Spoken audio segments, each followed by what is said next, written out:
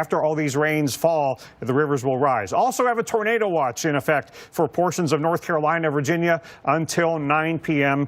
Eastern time. So a lot of different hazards to contend with, but at least down in the Florida Panhandle, Mike, the weather has gotten much, much better, but it's going to be a long, long recovery.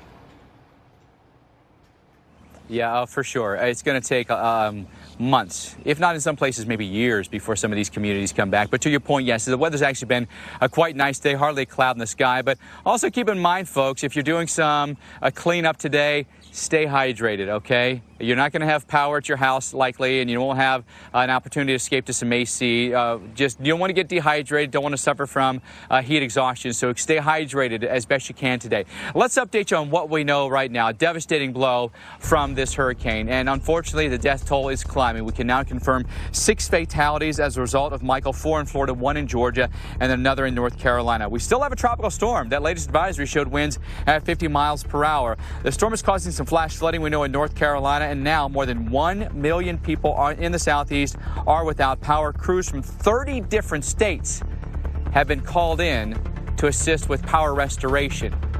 I'll be honest with you, folks. Here in East Point, Florida, haven't seen a single truck, not one.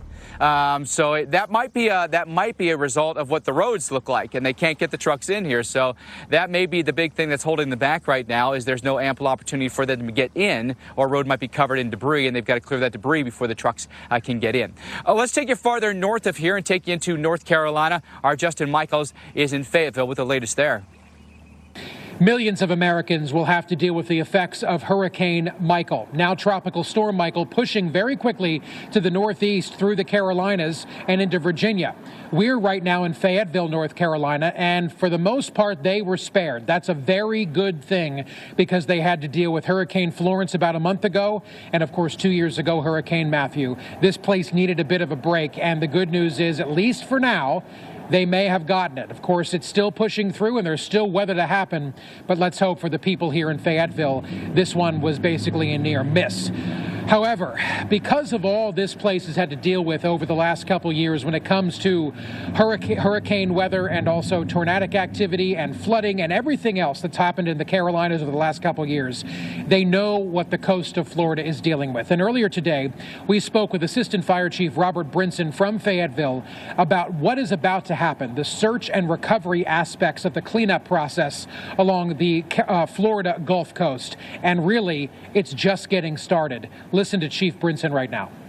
What you're going to see in Florida moving forward with those people is having to deal with the tech search side. So all these structures that have been damaged from the storm, and some of the ones have been blown up their foundation, they've been completely blown away.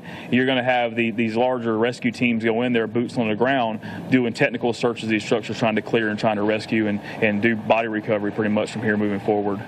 It's really sad to think what they're getting themselves into in Florida as the cleanup process will begin.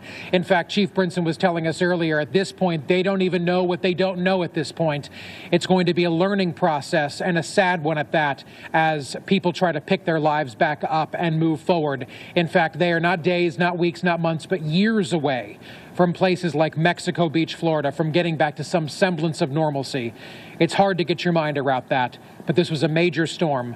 And it's just so sad what so many people are going through. Of course, the Weather Channel will have continuing coverage of Hurricane, now Tropical Storm Michael. In Fayetteville, North Carolina, Justin Michaels, the Weather Channel. All right, Justin, thank you very much. And now to North Carolina, Roy Cooper, who's speaking on Michael right now. A tree fell on his car in Iredell County.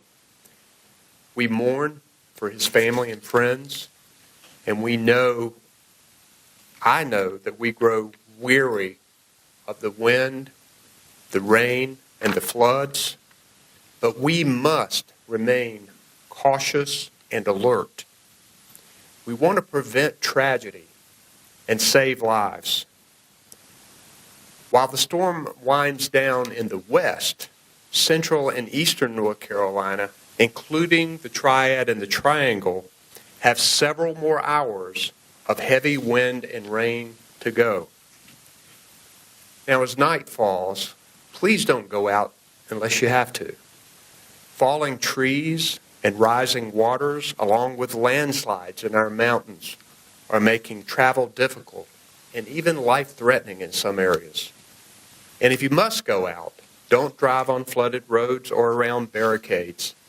State troopers have already responded to hundreds of crashes from the storm, and over 100 roads are closed.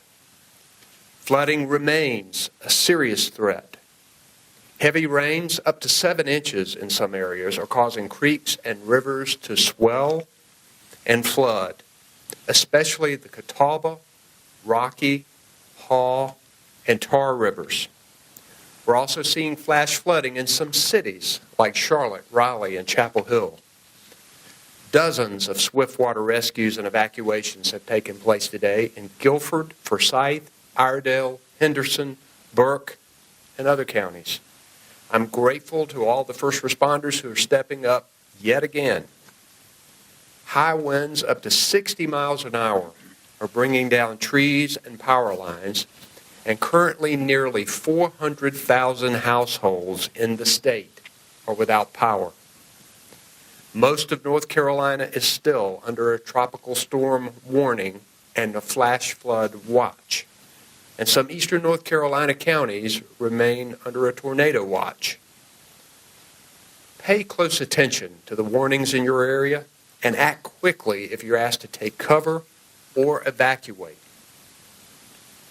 North Carolina has had a seasoned emergency response team, and they're remaining on the job, working closely with local and federal officials. So here with an update is Emergency Management Director Mike Sprayberry. Mike? Thank you, Governor. And you have been listening to North Carolina Governor Roy Cooper give an update on Michael. And you think about North Carolina, what they've had to contend with over the course of last month, right? They had Florence last month and now dealing with a tropical storm and Michael, and still dealing, with the recovery of one while dealing with the clear and present danger of another, right? So tough deal for us in North Carolina, that's for sure. I want to bring back in our hurricane expert, Dr. Rick Knabb, and talk more about the meteorology of Hurricane Michael. Dr. Knabb, just amazing to think that there were moments where we had, nothing out there in the Caribbean and the Gulf of Mexico. Then quickly we went up to a Category 4 hurricane. The surge came in, the wind came in, the severe weather came in. Yes, it did, Mike. And I think before we have that discussion, I do want to break into our conversation just briefly to tell you about a tornado warning. This is the kind of thing that happens in these tropical cyclone events where tornadoes can crop up very, very quickly. This one is in Virginia. This is to the southwest of Richmond in Amelia, Dinwiddie, and Nottoway counties. It's in effect until 5:45 p.m. Eastern time, moving north at about 40 miles per hour. And so this is just to the northwest of Interstate 85, north of the McKinney area. You can see somewhat of a signature there as it's moving very, very quickly. And again, if you're in this warning, don't go outside to try to confirm and try to see the tornado. Most of these tropical storm-induced tornadoes are going to be rain-wrapped. They're going to be very quickly moving by. You're not going to be able to catch it with your eye. Trust the warning. That depiction on the radar certainly suggests some rotation in the atmosphere. And again, these are the counties in Virginia, southwest of Richmond, for Amelia counties and Dinwiddie counties. And zooming out again, just to give you the lay of the land here, you can see where this is in effect. And let's try to time this out for you. Baltimore Corner until 5:12 p.m. That's about how long you have to take cover in Ammon. It could be there at 5:24, Scotts Fork by 5:36, Tula by 5:44, and Janita by 5:51 p.m. These are serious tornadoes, okay? This is a situation in which you need to take shelter immediately and find your most interior room, lowest level, and put as many walls between you and the outside. And when I'm in a tornado warning, I cover myself with something, whether it's a helmet, a mattress, something to ensure a maximum safety. So again, here is Richmond, Virginia. Here is Victoria, and it's west of Petersburg. So I-95 here, I-85 here, and this is the tornado warning. And you can see how much rain this is embedded in. That's why it's nearly impossible to see these tornadoes. Again, this this tornado warning in Virginia in effect till 5:45 p.m. Eastern Time, counties of Amelia, Dinwiddie, and Nottoway. And again, a tornado warning that is for one of these tropical storm-induced tornadoes moving very quickly to the north at about 40 miles per hour, well to the southwest of Richmond. This will be passing by to the west of that metro area. We will keep you updated on this tornado warning. We'll go back to Mike Bettis on the Panhandle coast of Florida as the aftermath and the ongoing risks from Michael continue. Hi, I just wanted to tell you that Chevy won a J.D. Power Dependability Award for its midsize car, the Chevy